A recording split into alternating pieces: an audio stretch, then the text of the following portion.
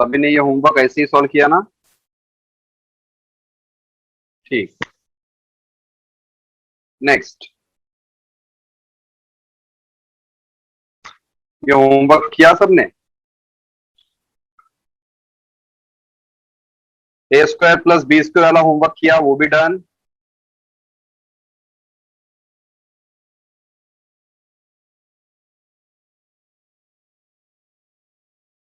Class में हो गया था। ठीक है। ओके, ये आपको हिंट बता दिया था मैंने, ये भी आपका हो गया। फिर उसके बाद टाइम पीरियड वाले क्वेश्चन। हाँ, ये देखो टाइम पीरियड, ये तो क्लास में हो गया था। हाँ, ये होमवर्क है। सोल्यूशन देखो, कोई डाउट वगैरह सोल्यूशन में? इस सोल्यूशन में कोई डाउट? देख लीजिए जल्दी से। आपको आंसर भी वेरीफाई करना है और स्टेप्स भी देख लेनी है, और आपका आंसर ऐसे ही आना चाहिए। सबसे बड़ी बात, स्मॉल जी की वैल्यू, अगर आप 9.8 की जगह पे 10 लिए हो तो 0.4 आएगा, नहीं तो फिर कुछ और आएगा। तो स्मॉल जी आपको बताया नहीं था, सिर्फ और सिर्फ आई थिंक वो आंसर बताया था। तो ये क्वेश्चन का आंसर आया अक्टूबर 05। सबका करेक्ट है?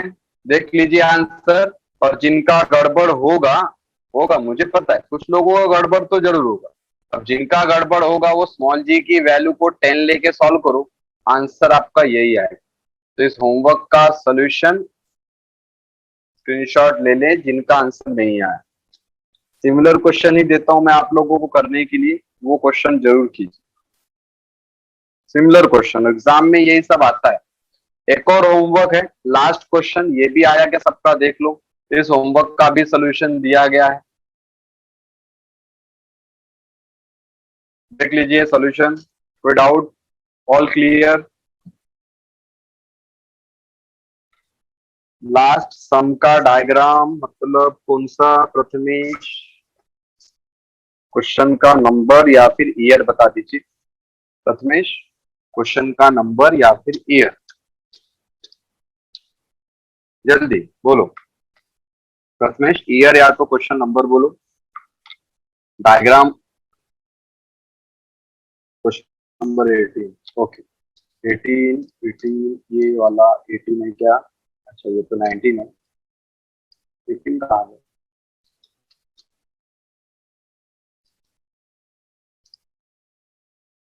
क्वेश्चन नंबर 18 कौन सा? क्वेश्चन नंबर 18 तो मिल नहीं रहा मुझे।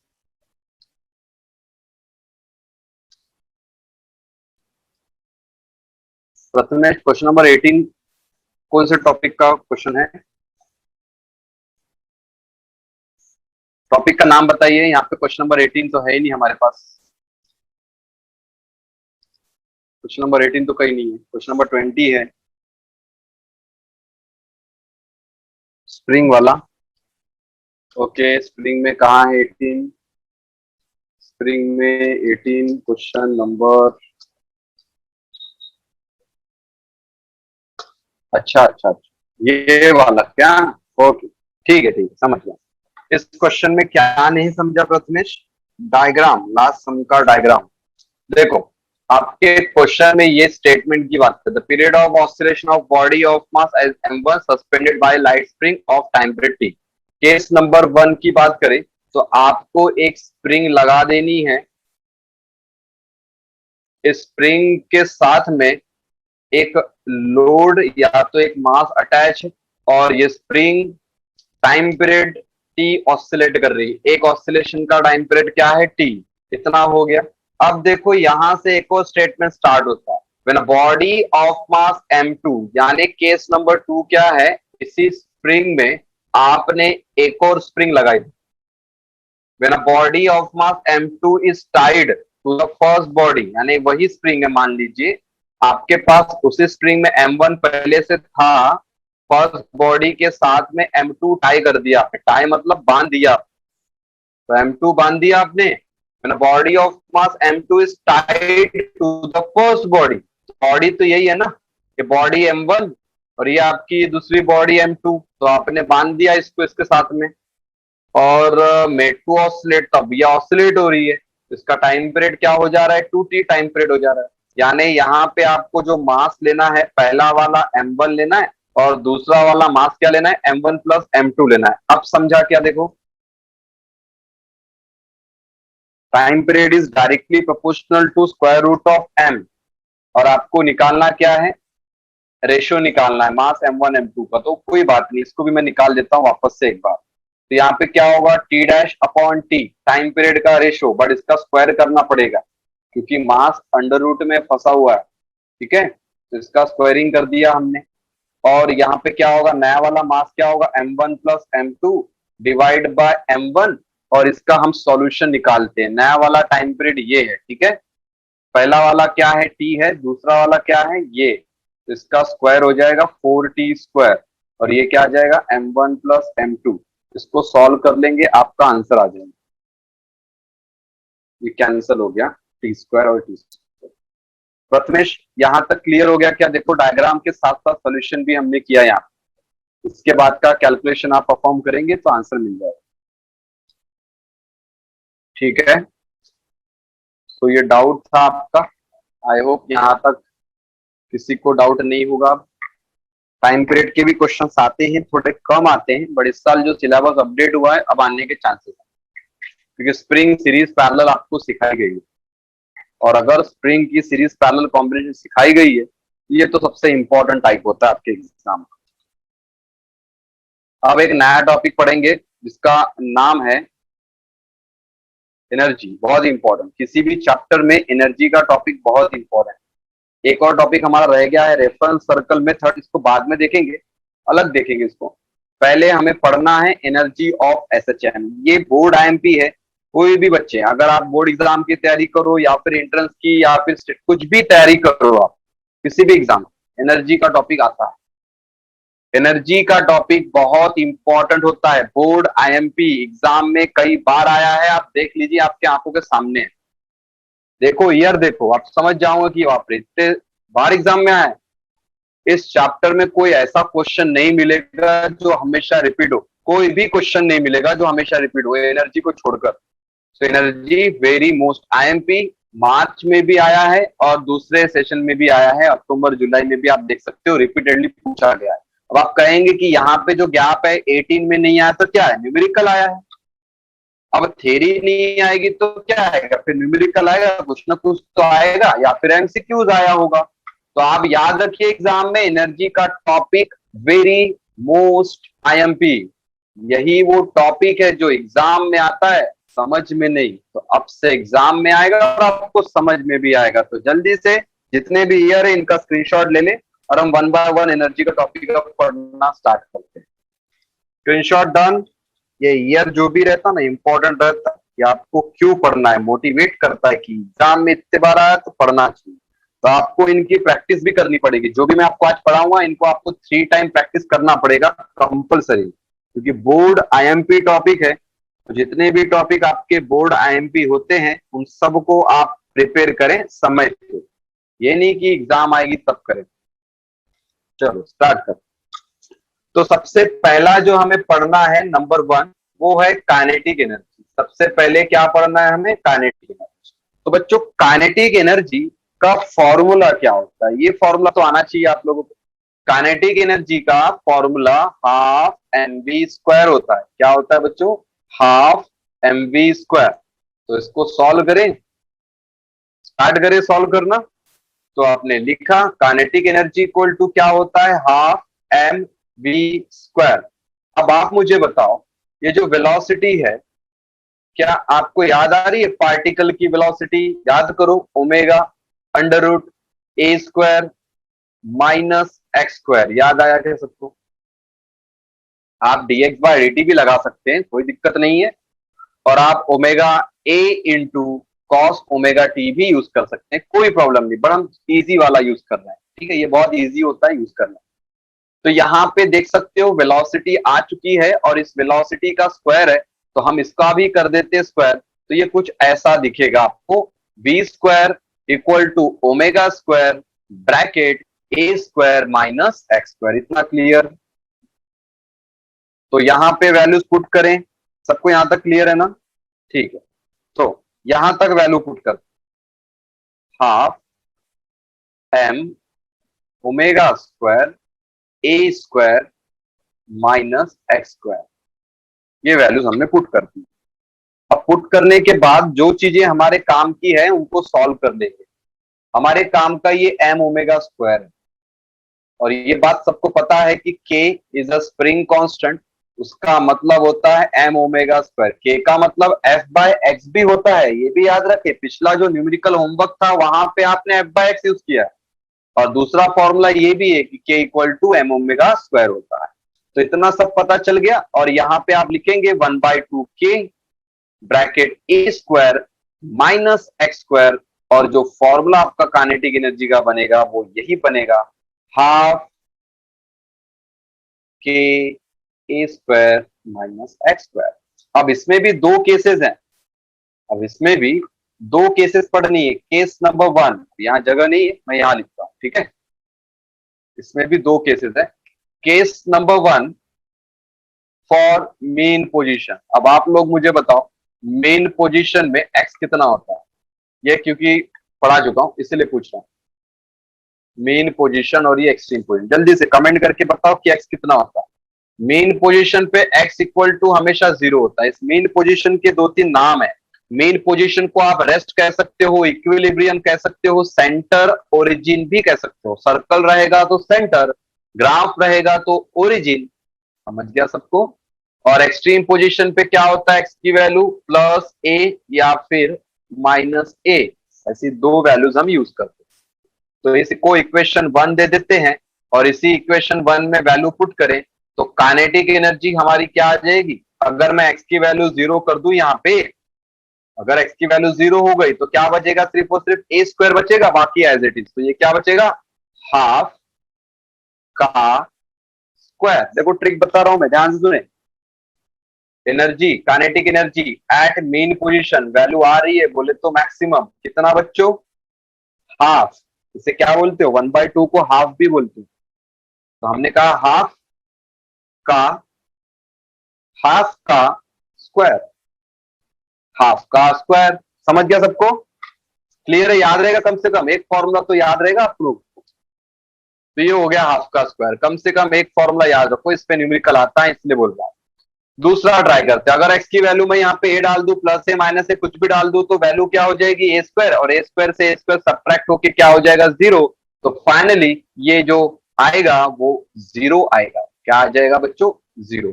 अगर 0 वैल्यू आती है तो उसे हम कहते हैं मिनिमम, और अगर वैल्यू कुछ आ गई तो उसे हम कहते हैं मैक्सिमम। जल्दी से इतना नोट करें, फिर हम आगे बढ़ते हैं। फटाफट इसको नोट कर लो।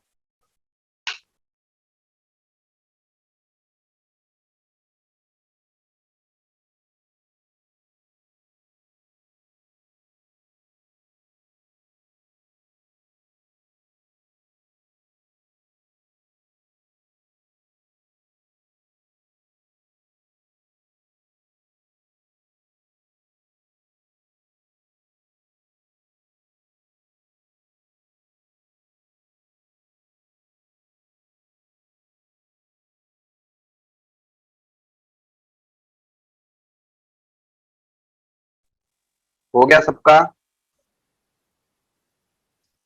जल्दी जल्दी नोट किया करो, लिखने की स्पीड बढ़ाओ।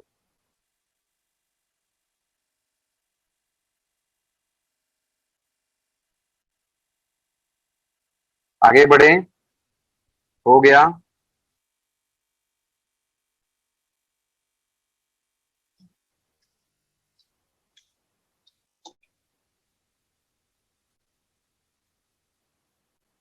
ठीक है, तो दो चीजें आपको पता चल गई। एक पता चला आपको काइनेटिक एनर्जी का फॉर्मूला, फॉर्मूले की लिस्ट में आप लिख लेना, ठीक है? हाफ के A square minus x square, पहला फॉर्मूला। और काइनेटिक एनर्जी आपको मैक्सिमम भी पता चल गया, हाफ का square. One more time, half का स्क्वायर। क्लियर? ठीक है। अब जरूरी नहीं कि एग्जाम में काइनेटिक एनर्जी भी आए, पोटेंशियल भी आ सकती है।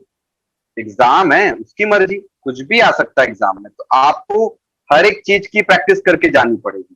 अब ये नहीं है कि काइनेटिक एनर्जी याद कर लो, मैंने बोला था एग्जाम में आता है तो काइनेटिक आएगा। आपके एग्जाम में कुछ भी आता है, मतलब एनर्जी से रिलेटेड आप कुछ भी पढ़ो, आएगा ही आएगा। तो नेक्स्ट टॉपिक हमारा रहेगा एनर्जी का, उसका नाम रहेगा पोटेंशियल एनर्जी। अब पोटेंशियल एनर्जी के जो सिंबल है ना, दो सिंबल है, एक यू होता है और एक पीई होता है। तो आप पीई पढ़ चुके हो, अब एनसीईआरटी के सिंबल को यूज करते हैं यू। ठीक है। एक चीज मैं बताना भूल गया आप लोगों को बच्चों, यहाँ पे ग्राफ छोड़ दीजिएगा, जगह छोड़ देना ग्राफ के लिए। यहाँ पे ग्राफ के लिए थोड़ी सी जगह छोड़ दीजिएगा, आपको बाद में ग्राफ पढ़ाऊंगा, साथ में सारे ग्राफ पढ़ाऊंगा। यहाँ पे जगह छोड़ दो, है क्या थोड़ी बहुत जगह आपका? अगर होगी नहीं होगी तो कहीं तो भी साइड में एडजस्ट कर लेना, काइनेटिक एनर्जी का ग्राफ आने वाला है, ठीक है। तो पोटेंशियल एनर्जी पढ़ते तो एक इमेजिनेशन के साथ पढ़ेंगे, ठीक है, ध्यान दीजिएगा। हमें पता है कि ये एक लाइन होती है, एक पाथ होता है, यहाँ पे एक होता है पॉजिटिव एक्सट्रीम पोजीशन और यहाँ पे होता है नेगेटिव एक्सट्रीम पोजीशन। राइट है तो प्लस है, लेफ्ट है तो माइनस है, ठीक है। और इसे कहते हैं मेन पोजीशन, या तो आप इसे ओरिजिन कहो, जो वर्ड लगे वो वर्ड कहो। तो पहले पार्टिकल इनिशियली कहां था बच्चों? ओरिजिन में था। अब वो पार्टिकल का मन हुआ कि वो कहीं तो भी राइट साइड जाए, पार्टिकल पी पोजीशन पे जाए। तो पार्टिकल ने ओरिजिन से पॉजिटिव एक्सट्रीम की तरफ ट्रैवल किया, और कितना ट्रैवल किया? एक्स। कितना ट्रैवल किया? एक्स। अब आप मुझे बताओ, आपका डिस्प्लेसमेंट तो राइट साइड है, और तो फोर्स कहां होगा? देखो स्टार्टिंग में पढ़ाया था, पहला और दूसरा दिन हमारा इसी में गया। मैंने आपको यही बताया कि एसएचएम में फोर्स और डिस्प्लेसमेंट का डायरेक्शन अपोजिट होता है। अगर पार्टिकल राइट साइड जाना चाहेगा तो उसको रिस्टोरिंग फोर्स वापस से ओरिजिन में ला देगा। ये बात समझ में आई क्या सबको? छोटी छोटी बातें पूछ रहा हूं, रिस्पॉन्स कीजिए, आपको सारी चीजों का आंसर मिलेगा। ठीक है, यहां तक क्लियर है? ठीक। तो ये तो हमें पता चल गया, ओके। जनरल बात थी, ये जनरल बात। तो सबने बिल्कुल सही रिप्लाई किया है, और ये जो आंसर आपका है बिल्कुल सही है कि वो पार्टिकल कहाँ जाएगा? लेफ्ट साइड में जाएगा। अब मैं जो पूछता हूँ उसकी बात करता हूँ, ठीक है। पार्टिकल ने एक्स डिस्प्लेसमेंट किया, चलो ठीक है। अब मैं कहता हूं कि पार्टिकल एकदम से एक्स पे नहीं आया होगा, धीरे धीरे आया होगा। पार्टिकल को क्या करना है? थोड़ा सा आगे मूव करना है, यहां तक, ज्यादा नहीं। तो यहां से यहां तक मूव करने के लिए थोड़ा सा वर्क और थोड़ा सा डिस्प्लेसमेंट होगा। छोटे से डिस्प्लेसमेंट के लिए छोटा सा ही तो वर्क लगेगा। तो हम क्या कहेंगे? For small displacement small work is required. For small displacement small work is required. क्या ये बात समझ में आ गई? सब एक बार में dx हो गया, तो इंटीग्रेट करके हम क्या बोल देंगे? x हो गया। तो हम क्या कह रहे हैं? p से p डैश पार्टिकल जब जा रहा है, मतलब बहुत ही छोटा सा डिस्प्लेसमेंट, स्मॉल डिस्प्लेसमेंट। तो p से p डैश क्या है? Small displacement in small time. Instantaneous जिसे आप कहते हो, मुझे पता है आपको इंस्टेंटेनियस वर्ड सुना होगा आपने, लिमिट सुनी होगी जहां पे टाइम बहुत कम होता है, del T tends to zero, instantaneous. और वहां पे आपने डीएक्स देखा होगा, ये सब आपने पढ़ा होगा मैट्रिक्स में, या फिर आपने काइनेमेटिक्स में सब देखा होगा। देखा है तो इजी है, अगर आज तक नहीं देखा है तो ये सब नई बात होगी आपकी। इसलिए मैं सारी बातें रिपीट करते चल रहा हूं ताकि आपको कोई प्रॉब्लम ना आए, ठीक है। चलो छोटी छोटी बातें कवर कर रहे हैं, इंस्टेंटेनियस, स्मॉल टाइम, सब कवर हो गया, ओके। तो for particle moving from p to p dash small work is required for small displacement. तो हम लिखेंगे from p to p dash small work, बोलो स्मॉल वर्क इज रिक्वायर्ड बोलना है कि small work is to be done? कौन सा अच्छा लगता है? मैं लिख देता हूं, आपको जो अच्छा लगे वो लिखना। स्मॉल वर्क, एक सेकंड स्क्रीन लैग हो रही है ना, चेक कर लेता हूँ नेटवर्क इश्यू है क्या। हाँ, नेटवर्क इश्यू, वेट कीजिए 2 मिनट।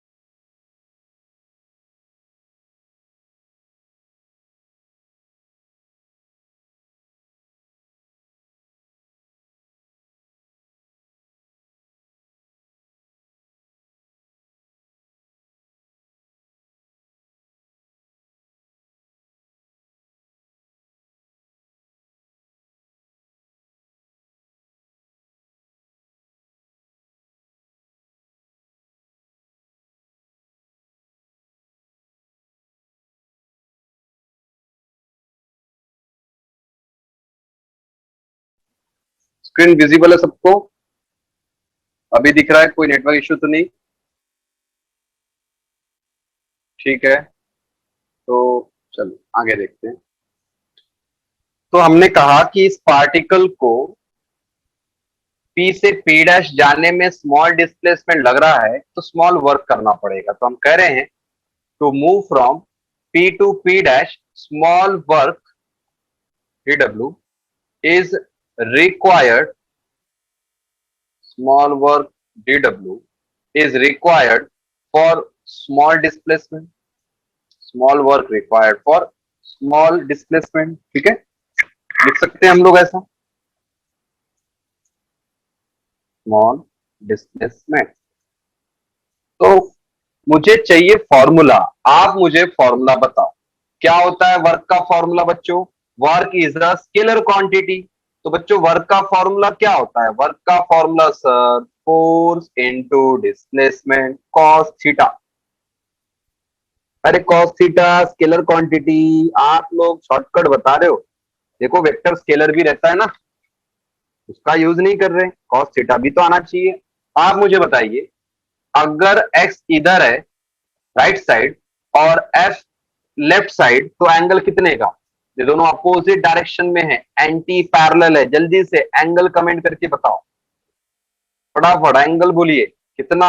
एंटी पैरेलल में 180 डिग्री होता है। और एफ इक्वल टू बच्चों क्या होता है? माइनस के एक्स होता है। अरे समझा सबको? एक दो लाइन ज्यादा बता रहा हूं, यहाँ पे आपको समझना पड़ेगा कि प्लस कैसे आता है। तो ये cos 180 हमको -1 पता चल गया, और ऑलरेडी यहाँ पे माइनस है, तो बच्चों माइनस ऑफ माइनस क्या हो जाएगा? प्लस हो जाएगा। क्या सबको ये बात समझ में आ गई? तो डी डब्ल्यू इक्वल टू क्या आएगा? प्लस के एक्स इंटू डी एक्स। यहां तक क्लियर? यहां तक क्लियर है?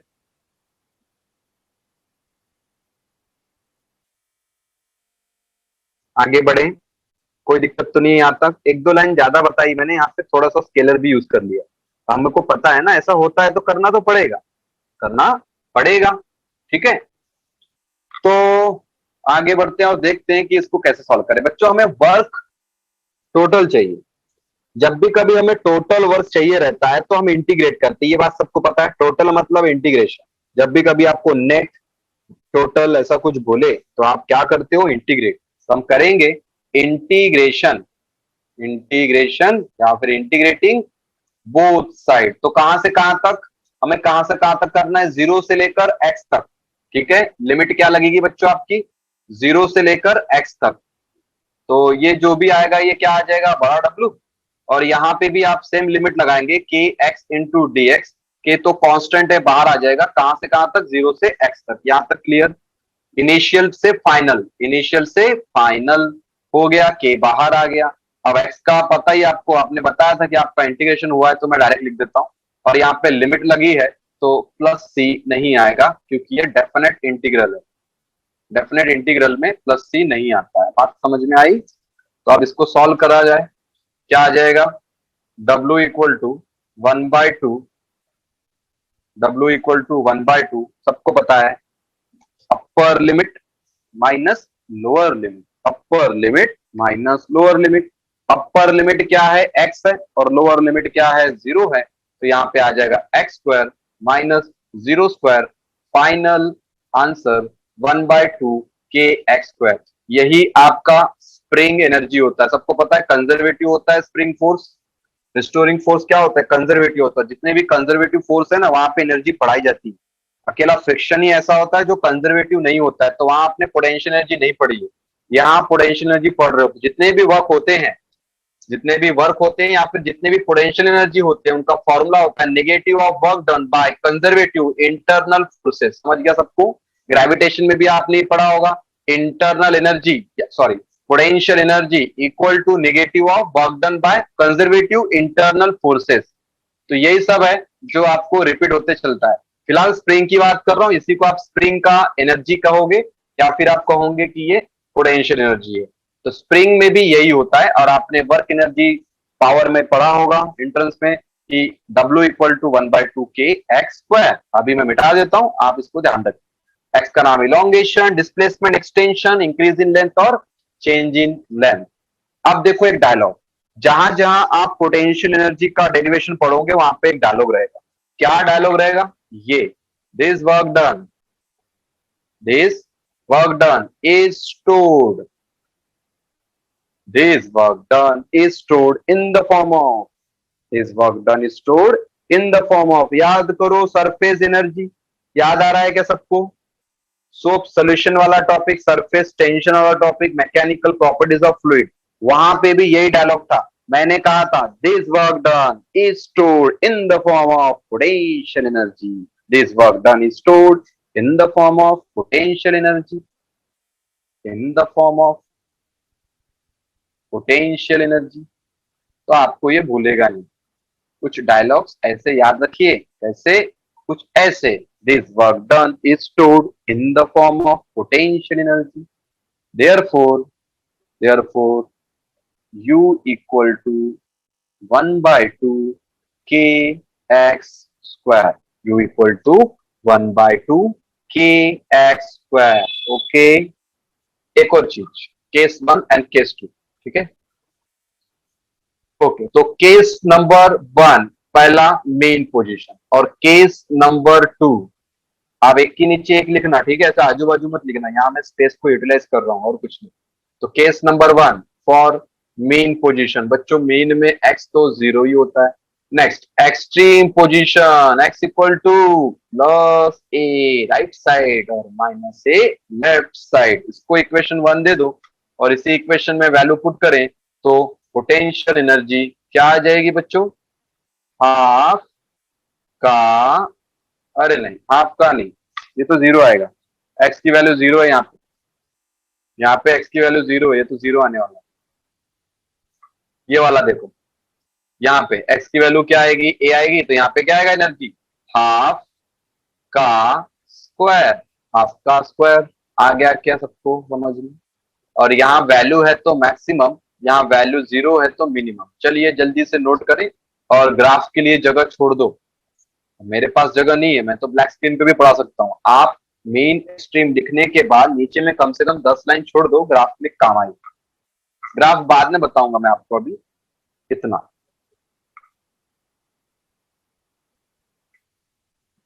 हो गया। बोलो साक्षी, क्या डाउट है? अच्छा ठीक है, देखो ध्यान से, ये जो छोटा सा डिस्प्लेसमेंट है ना, इसे कंसिडर नहीं करते, ठीक है? आप ये डाउट आया ना आपका, यहां से लेकर यहां तक dx क्यों नहीं लिया? हमें यहां से लेकर यहां तक जाने की बात चल रही है। इस छोटे से डिस्प्लेसमेंट के लिए छोटा सा वर्क लगेगा, उसके लिए हम एक डिफाइन कर रहे हैं। तो लिमिट हमेशा इसी तरीके से डिफाइन करते हैं कि स्टार्ट कहां से हो और एंड कहां से हो, ठीक है? तो जीरो से कहां तक लेना पड़ेगा? सिर्फ एक्स तक ही लेना है हमें, जीरो से सिर्फ एक्स तक।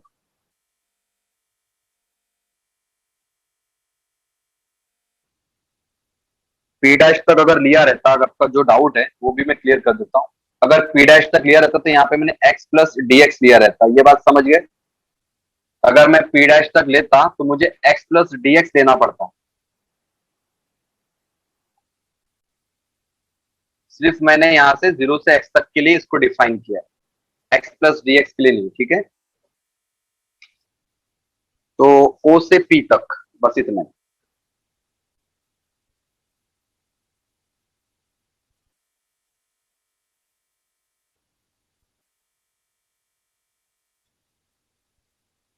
नोट कर लिए?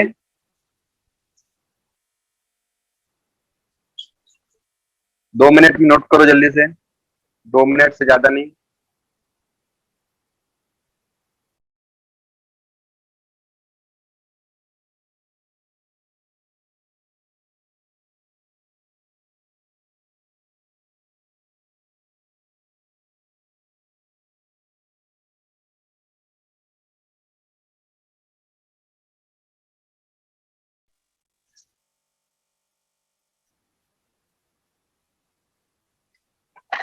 जल्दी करो।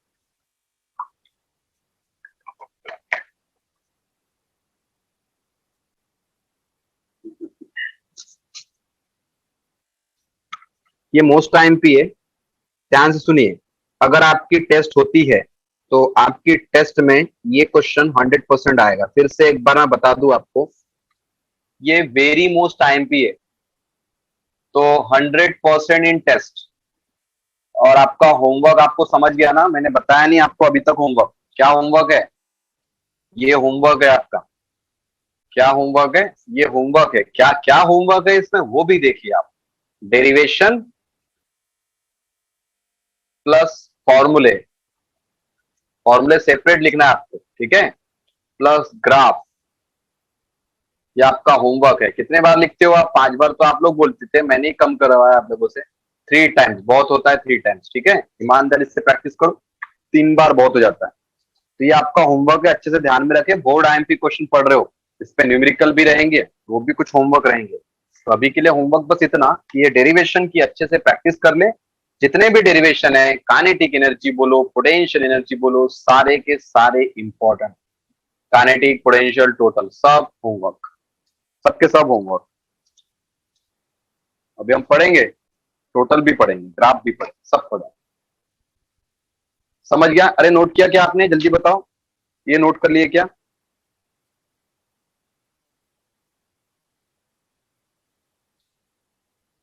पोटेंशियल एनर्जी नोट कर लिए?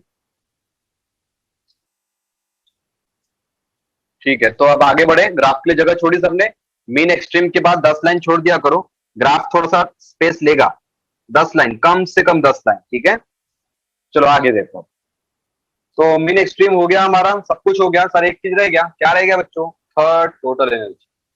टोटल एनर्जी, तो आप मुझे कमेंट करके बताइए कि टोटल एनर्जी क्या होता है। टोटल एनर्जी होता क्या है? तो आप कहेंगे सर टोटल एनर्जी का मतलब kinetic plus potential. Kinetic plus potential. और एक चीज याद रखे, पोटेंशियल एनर्जी का सिंबल मैं यू लेता हूं जानबूझ के। आगे जाके यही सब सिंबल चलेंगे, तो अभी की डेट में ये सब पढ़ लो आप। हाँ, काइनेटिक एनर्जी क्या होती है? 1/2 के A square minus x square plus, ये क्या होता है? 1/2 के एक्स स्क्वायर। ओके, प्रूफ करेंगे हम लोग अभी। आपका एक फॉर्मूला आएगा, वो आपको याद करना है। यहां से कुछ कॉमन निकलता है, वो है 1/2 के कॉमन निकलता है। और अंदर में क्या बचेगा? A square minus x square plus x square. कुछ कैंसिल भी होता है क्या? क्या कुछ कैंसिल हो रहा है क्या यहाँ पे? जो हो रहा है उसको कट करो, बाकी का बच गया वो अपना काम का हो जाएगा। तो हाफ का स्क्वायर बच्चों, क्या हाफ का स्क्वायर? क्या ये बात समझ में आ गई सबको? पेपर में आ सकता है आपको, show that total energy directly proportional to amplitude square, most IMP formula, very very most IMP formula. और ये के की जगह पे आपको फ्रीक्वेंसी वाला भी रिलेशन आ सकता है, ठीक है। तो हम इसको और एक लाइन में एक्स्ट्रा लिख देते हैं। तो टोटल एनर्जी का फाइनल फॉर्मूला क्या बन सकता है? 1/2 के की जगह पे एम ओमेगा स्क्वायर। अब ओमेगा स्क्वायर है तो ओमेगा का स्क्वायर करो जल्दी से। क्या करेंगे? 2πn का स्क्वायर मतलब 4π² एन स्क्वायर। और ये रहेगा आपका ए का स्क्वायर। ये है very most IMP formula, very most IMP formula, बहुत इंपॉर्टेंट। तो यहां से पता चलता है कि total energy directly proportional to frequency square and amplitude square. ये प्रूफ आता है पेपर में। ये शो दैट, कितने मार्क का? 2 मार्क का या तो 1 मार्क का। शो दैट आएगा पेपर में, तो फिर आप ऐसे शो दैट करेंगे। सबको समझ गया? तो ये है एक इंपॉर्टेंट टर्म। अब दूसरी टर्म की बात है कि मीन और एक्सट्रीम में क्या होगा। तो बच्चों मीन और एक्सट्रीम में आंसर यही आएगा, क्योंकि एक्स वाली टर्म यहाँ मिसिंग है। तो मीन और एक्सट्रीम में भी यही होता है। एक चीज और पता चली होगी आपको, अगर आपने नोटिस किया होगा तो। नहीं किया होगा तो कोई बात नहीं, मैं बता देता हूं। जो टोटल एनर्जी है वही काइनेटिक एनर्जी मैक्सिमम है, हाफ का स्क्वायर। अरे याद आ रहा है सबको? याद आ रहा है कि सबको? और पोटेंशियल एनर्जी मैक्सिमम भी वही है, हाफ का स्क्वायर। तो ये है आईएमपी टर्म, इसको आप नोट करेंगे। तो जल्दी से ये नोट कर ले, लास्ट पॉइंट था ये, वो भी कवर हो, फटाफट इसको नोट कर लो।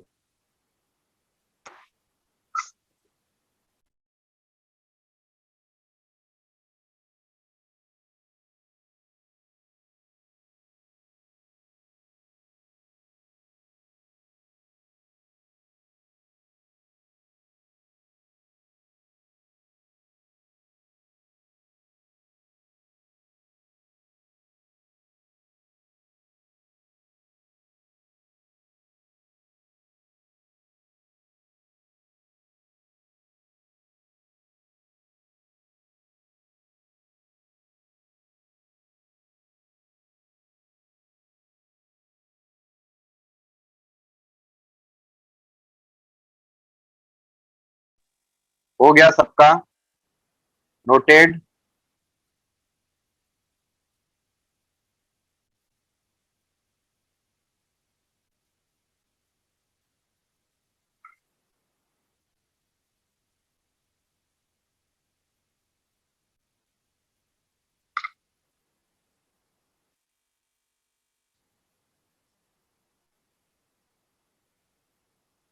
ओके, एक केस ध्यान दीजिए। अगर x is half of its amplitude, अगर x क्या है, half of its amplitude, then then ध्यान देना, ये बहुत इंपॉर्टेंट रिलेशन है, इसको याद कर लो आप अच्छे से। Then kinetic energy upon potential energy, potential नहीं, टोटल लेते, kinetic energy upon total energy, ये हमेशा 75% होगा। और potential energy upon total energy, ये हमेशा 25% होगा। सबको रेशियो और परसेंट समझता है क्या? मैंने बताया था 3/4 मतलब 75% और 1/4 मतलब 25%। ये समझ गया सबको? ये बहुत इंपॉर्टेंट रिलेशन है, इसे मैं एमसीक्यूज में डाल देता हूं, एमसीक्यूज, ठीक है। और यहाँ पे ग्राफ के लिए जगह छोड़ना था, नहीं छोड़े होंगे तो कोई बात नहीं, ग्राफ बनाना है हम, ठीक है। ग्राफ के लिए स्पेस छोड़ दीजिए, जितनी एनर्जी पड़ रहे हो सब में ग्राफ रहेगा। ये नोट कर लिया सबने? एक इंपॉर्टेंट नोट थी ये, क्या है ये बच्चों? एमसीक्यूज है, इसको भी नोट कर लो। अब चलो ग्राफ बनाते हैं, आप लोग ग्राफ बनाओ जल्दी जल्दी जल्दी, सभी लोग ग्राफ बनाएंगे। अब पहला वाला काइनेटिक एनर्जी का था, दूसरा वाला मैं डिफरेंस से बना रहा हूं, आप जहां पे टॉपिक है वहां पे बनाइएगा। और एक ग्राफ था टोटल एनर्जी।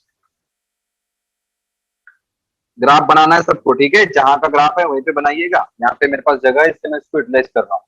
ये मेरे पास एक हॉरिजॉन्टल लाइन है, सबको पता है ये एक्स के लिए रहती है। यहाँ पे एक्स इक्वल टू क्या होता है, पॉजिटिव एक्सट्रीम पोजीशन प्लस है। और यहाँ पे क्या होता है हॉरिजॉन्टल लाइन में, एक्स इक्वल टू 0। और ये वाली लाइन में क्या होता है, नेगेटिव एक्स एक्सिस माइनस है। और एक वर्टिकल लाइन लेते हैं हम लोग एनर्जी के लिए। ये लाइन किसके लिए है? एनर्जी के लिए, ठीक है। सेम यहाँ पे भी वैसे ही करना पड़ेगा आपको, पेपर में ये आया हुआ है, बोर्ड एग्जाम में ये ग्राफ आया हुआ है, इंपॉर्टेंट ग्राफ है, ठीक है। तो पैराबोला, हाइपरबोला सुना होगा आपने ये सब।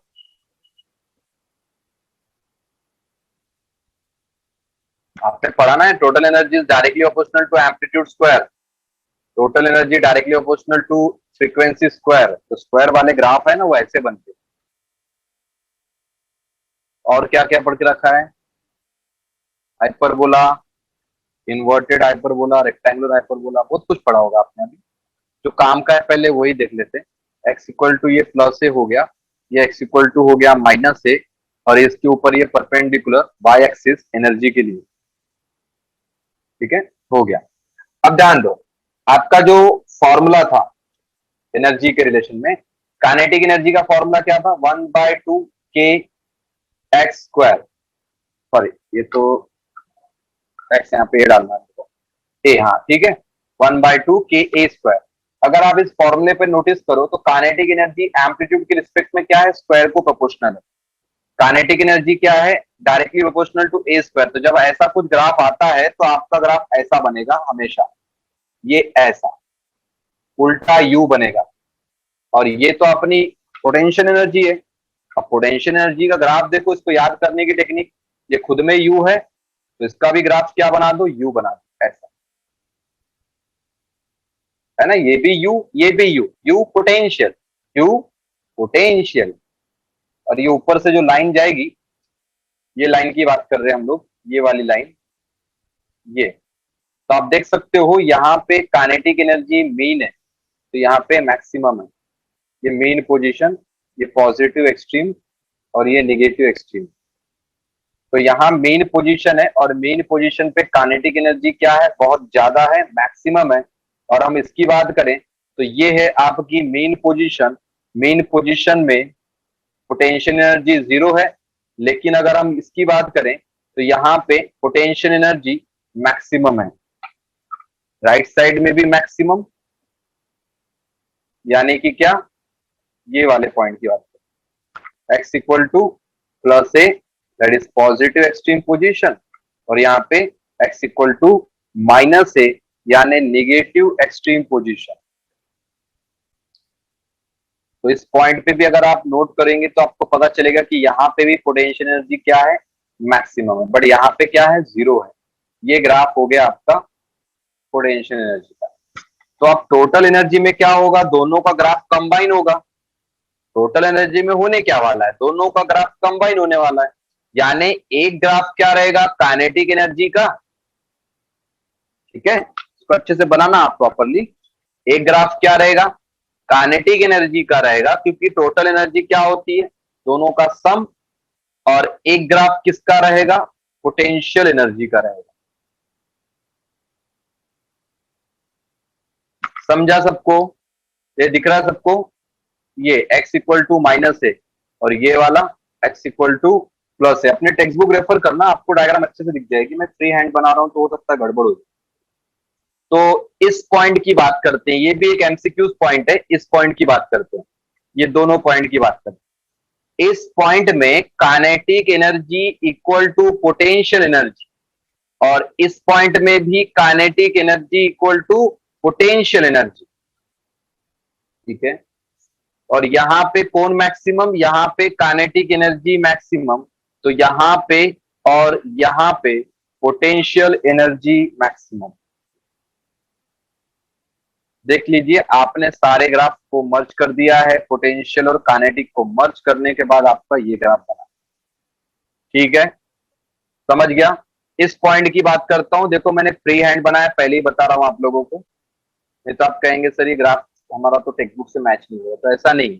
हाँ, इस पॉइंट की बात करता हूँ, ग्रीन डॉट की बात करता हूँ। यहाँ पे एम्पलीट्यूड a/√2 होता है। यहाँ पे एम्पलीट्यूड क्या होता है बच्चों, a/√2, राइट में प्लस a/√2 और लेफ्ट में माइनस a/√2। तो आप घर पे एक बार ये ट्राई करके देखना, अगर ये दोनों एनर्जी सेम है तो x कितना आएगा, या फिर x इक्वल टू a/√2, देखो ये भी एमसीक्यूज है। Then kinetic energy equal to potential energy, show that, ये आपका शो दैट होमवर्क, इसको करके देखिए और मुझे बताइए। और ये वेरी मोस्ट इंपॉर्टेंट एमसीक्यूज भी है, ये होमवर्क भी रख दिया हमने इसको और एमसीक्यूज भी रख दिया, यानी आप ये प्रूफ करोगे तो आपको होमवर्क के साथ साथ एमसीक्यूज सब याद हो जाएगा। तो अभी इतना ही, ठीक है। और इसी का मतलब ये भी हो जाएगा कि ये टोटल एनर्जी का, ये टोटल एनर्जी का क्या होते हैं, हाफ होते हैं। करना ट्राई, मैं जो भी बता रहा हूँ इन सब चीजों को आप ट्राई कर लेना और मुझे बताना कि आंसर क्या है। जब ये ऐसा होगा तो ऐसा, बस इतना ही ट्राई करो, सब ज्यादा नहीं, इतना बहुत कुछ बता दिया मैंने, इतना सफिशिएंट। अगर काइनेटिक इक्वल टू पोटेंशियल है तो ऑब्वियस सी बात है टोटल एनर्जी का हाफ ही होंगे, इसमें तो कोई दिक्कत नहीं है, नहीं भी करो प्रूफ तो भी समझ जाता है, क्योंकि kinetic plus kinetic equal to 2 times of kinetic, यानी टोटल एनर्जी क्या होगी, डबल होगी। इसका मतलब ये लोग हाफ हो जाएंगे। Total energy by 2 equal to kinetic energy equal to potential. सबको ग्राफ समझ गया? देख लीजिए, ग्राफ आपकी स्क्रीन पे है, 3 ग्राफ और तीनों वेरी मोस्ट आईएमपी। ठीक है, तो आपको होमवर्क में आपको ग्राफ बनाना है 3 बार, तो यही है 3 टाइम्स, सिर्फ एक ही बनाओ, 3 टाइम्स होमवर्क। ये वाला ग्राफ 3 टाइम होमवर्क है, बाकी 2 ग्राफ नहीं बनाए तो भी चलेगा, टोटल एनर्जी में दोनों ग्राफ आ ही जाते हैं। क्लियर हो गया सबको होमवर्क? आपका होमवर्क क्या है? आपका ये होमवर्क है कि ग्राफ आपको 3 बार बनाना है, तो कौन सा वाला? टोटल एनर्जी का ग्राफ 3 टाइम होमवर्क। और सबसे जरूरी बात, total energy, kinetic energy, potential energy, सारे एनर्जी के डेरिवेशन 3 टाइम रिटर्न प्रैक्टिस आपको करनी। यहां तक समझ गया? ठीक है, तो आज के लिए बस इतना ही, बाकी करेंगे नेक्स्ट टाइम। Thank you.